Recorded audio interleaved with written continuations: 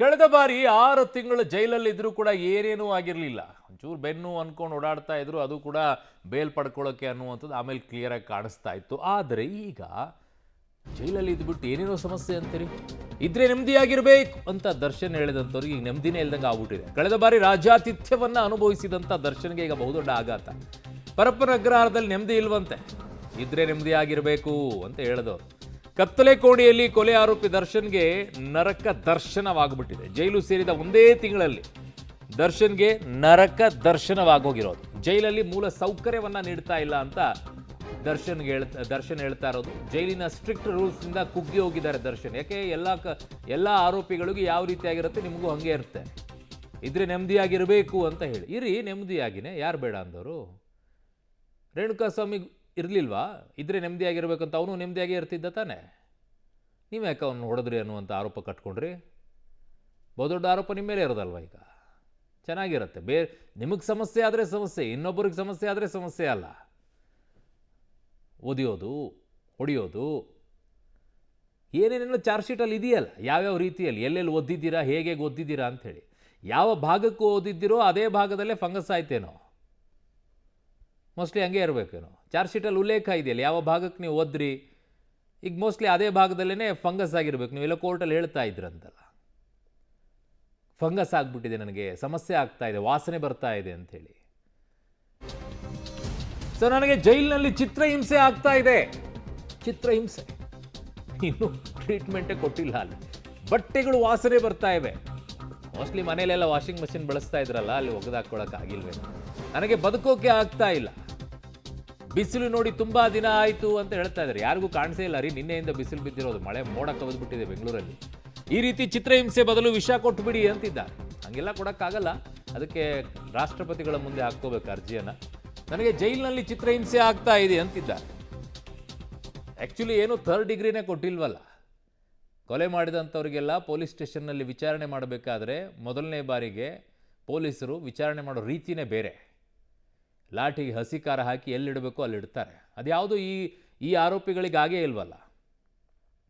ರೇಣುಕಾಸ್ವಾಮಿ ಕೊಲೆ ಆರೋಪಿಗಳಲ್ಲಿ ಯಾರಿಗೂ ಕೂಡ ಆ ರೀತಿಯಾದಂಥ ಟ್ರೀಟ್ಮೆಂಟೇ ಆಗಿಲ್ಲ. ಹಸಿ ಖಾರವನ್ನು ಅದಕ್ಕೆ ಹಚ್ಚಿ ಎಲ್ಲಿಡಬೇಕೋ ಅಲ್ಲಿಟ್ಟು, ಹೇಗಿಡಬೇಕು ಹಾಗೆ ಇಟ್ಟಿದ್ದಿದ್ರೆ ಚಿತ್ರಹಿಂಸೆ ಅನ್ನೋದು ಏನು ಅನ್ನೋದು ಗೊತ್ತಾಗಿರೋದು. ಬರೀ ರೂಮಲ್ಲಿ ನನಗೆ ವ್ಯವಸ್ಥೆ ಸಿಕ್ಕಿಲ್ಲ, ದಿಂಬು ಸಿಕ್ಕಿಲ್ಲ, ಚಾಪೆ ಸಿಕ್ಕಿಲ್ಲ, ಬಿಸಿಲು ನೋಡಿಲ್ಲ. ಬಿಸಿಲು ಬೆಂಗಳೂರಲ್ಲಿರೋರಿಗೆ ನೋಡಿಲ್ಲ ರೀ, ನಿನ್ನೆಯಿಂದ ಬಿಸಿಲು ಬೀಳ್ತಾ ಇದೆ ಜೋರಾಗಿ, ಬಿಸಿಲೇ ಬಿದ್ದಿಲ್ಲ. ನನ್ನ ಸಹೋದ್ಯೋಗಿ ಕ್ರೈಮ್ ಬ್ಯೂರೋ ಹೆಡ್ ಆಗಿರುವಂಥ ಮುರಳೀಧರ್ ನನ್ನ ಸಂಪರ್ಕಕ್ಕೆ ಸಿಗ್ತಾ ಇದ್ದಾರೆ. ಮುರಳಿ, ಈಗ ಕಳೆದ ಬಾರಿ 6 ತಿಂಗಳಿದ್ರೂ ಕೂಡ ಇಂಥದ್ದು ಯಾವುದು ಫಂಗಸ್ಸು, ನೆಮ್ಮದಿ ಇಲ್ಲ, ವಿಷ ಕೊಟ್ಬಿಡಿ ಇಂಥದ್ದು ಯಾವುದು ಹೇಳಿಲ್ಲಲ್ರಿ.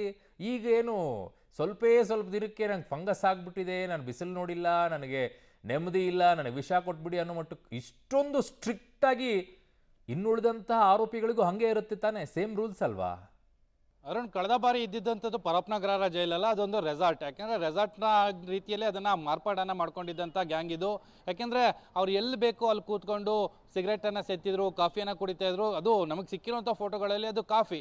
ಮುಂದಿನ ಹೊತ್ತುಗಳಲ್ಲಿ ಅದು ಕತ್ಲಾದ ನಂತರ ಬೇರೆ ಬೇರೆ ವ್ಯವಸ್ಥೆಗಳು ಕೂಡ ಅವ್ರಿಗೆ ಇತ್ತು ಅನ್ನೋದು ಸ್ಪಷ್ಟವಾಗಿ ಗೊತ್ತಾಗ್ತಿದೆ. ಯಾಕೆಂದರೆ ವಿಡಿಯೋ ಕಾಲ್ ಮೂಲಕ ಅವರು ಅಭಿಮಾನಿಗಳ ಜೊತೆಯಲ್ಲಿ ಮಾತನಾಡಿರುವಂಥ ದೃಶ್ಯಾವಳಿಗಳು ಕೂಡ ಸಿಕ್ಕಿತ್ತು. ಆ ದೃಶ್ಯಾವಳಿಗಳೆಲ್ಲ ಬಹಿರಂಗ ಆದ ಬಳಿಕ ಅಷ್ಟೇ ಈಗ ನಿಜವಾದ ಜೈಲಿನ ಶಿಕ್ಷೆಯನ್ನು ಅವರು ಅನುಭವಿಸ್ತಾ ಇರೋಂಥದ್ದು. ಯಾಕೆಂದರೆ ಒಬ್ಬ ಕೊಲೆ ಆರೋಪಿ ಜೈಲಿಗೆ ಹೋದಂಥ ಸಂದರ್ಭದಲ್ಲಿ ಜೈಲಿನ ಮ್ಯಾನ್ಯುವಲ್ನ ಪ್ರಕಾರ ಯಾವ ರೀತಿಯ ವಸ್ತುಗಳನ್ನು ಮತ್ತು ಅಗತ್ಯ ಸೌಲಭ್ಯಗಳೇನಿತ್ತು ಆ ಸೌಲಭ್ಯಗಳನ್ನು ಜೈಲಿನ ಅಧಿಕಾರಿಗಳು ಒದಗಿಸಿದ್ದಾರೆ.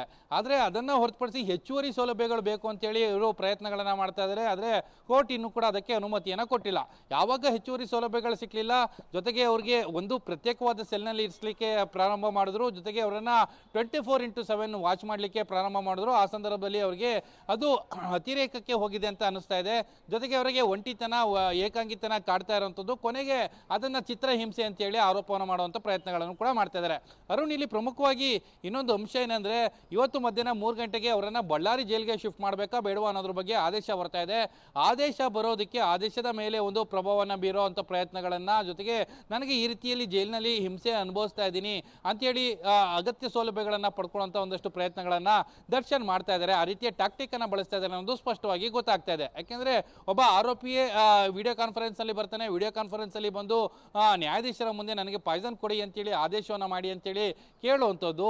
ಆತ ಯಾವ ರೀತಿಯಲ್ಲಿ ಪ್ಲಾನ್ಗಳನ್ನು ಮಾಡ್ಕೊಂಡಿದ್ದಾನೆ ಅನ್ನೋದು ಸ್ಪಷ್ಟವಾಗಿ ಗೊತ್ತಾಗ್ತಿದೆ. ಅದನ್ನು ನ್ಯಾಯಾಲಯ ಯಾವ ರೀತಿಯಲ್ಲಿ ಪುರಸ್ಕಾರ ಮಾಡುತ್ತೆ ಅನ್ನೋದ್ರ ಬಗ್ಗೆನೂ ಕೂಡ ಕಾದು ನೋಡಬೇಕಾಗಿರೋಂಥದ್ದು. ಈಗ ಮಧ್ಯಾಹ್ನ 3 ಗಂಟೆಗೆ ಮತ್ತೆ ಅರ್ಜಿ ವಿಚಾರಣೆ ಇದೆ. ಅರ್ಜಿ ವಿಚಾರಣೆ ಸಂದರ್ಭದಲ್ಲಿ ಆದೇಶ ಬರುತ್ತೆ. ಆದರೆ ಅವರನ್ನು ವಿಡಿಯೋ ಕಾನ್ಫರೆನ್ಸ್ನ ಮೂಲಕ ಹಾಜರುಪಡಿಸಿ ಅಂತೇಳಿ ನ್ಯಾಯಾಧೀಶರು ಕೂಡ ಹೇಳಿರುವಂಥದ್ದು. ನ್ಯಾಯಾಧೀಶರೇ ಹೇಳಿರೋ ಹಿನ್ನೆಲೆಯಲ್ಲಿ 3 ಗಂಟೆಗೆ ಅವರನ್ನು ಮತ್ತೆ ಹಾಜರುಪಡಿಸ್ತಾರೆ. ಆಗ ಯಾವ್ಯಾವ ಆರೋಪಗಳನ್ನು ಮಾಡ್ತಾರೆ, ಜೊತೆಗೆ ಅವ್ರಿಗೆ ಯಾವ ರೀತಿಯ ಸಂಕಷ್ಟ ಆಗ್ತಾ ಇದೆ ಇದನ್ನೆಲ್ಲನೂ ಕೂಡ, ಜೊತೆಗೆ ಆ ಸಂದರ್ಭದಲ್ಲಿ SPP ಇರ್ಬೋದು ಮತ್ತು ಜೈಲಾಧಿಕಾರಿಗಳಿರ್ಬೋದು, ಜೊತೆಗೆ ಅವರ ಪರ ವಕೀಲರು ಇರ್ಬೋದು, ಎಲ್ಲರೂ ಕೂಡ ಅಪಿಯರೆನ್ಸ್ ಇರ್ತಾರೆ. ಆ ಸಂದರ್ಭದಲ್ಲಿ ಯಾವ ಹೇಳಿಕೆಗಳನ್ನು ದರ್ಶನ್ ಕೊಡ್ತಾರೆ ಅನ್ನೋದ್ರ ಬಗ್ಗೆ ಸಾಕಷ್ಟು ಕುತೂಹಲವನ್ನು ಮೂಡಿಸಿರುವಂಥದ್ದು. ಜೊತೆಗೆ ಬಳ್ಳಾರಿ ಜೈಲಿಗೆ ಶಿಫ್ಟ್ ಮಾಡುವಂಥ ವಿಚಾರಕ್ಕೆ ಸಂಬಂಧಪಟ್ಟಂತೆ ಯಾವ ಆದೇಶ ಬರುತ್ತೆ ಅನ್ನೋದು ಕೂಡ ಸದ್ಯಕ್ಕೆ ಕುತೂಹಲ ಮೂಡಿಸಿರುವಂಥದ್ದು. ಅರುಣ್. ಓಕೆ ಮುರಳೀಧರ್, ನಿಮ್ಮೆಲ್ಲ ಮಾಹಿತಿಗೆ ಧನ್ಯವಾದಗಳು. ಕರ್ಮ ರಿಟರ್ನ್ಸ್ ಅಂತ ಹೇಳ್ತಾರೆ.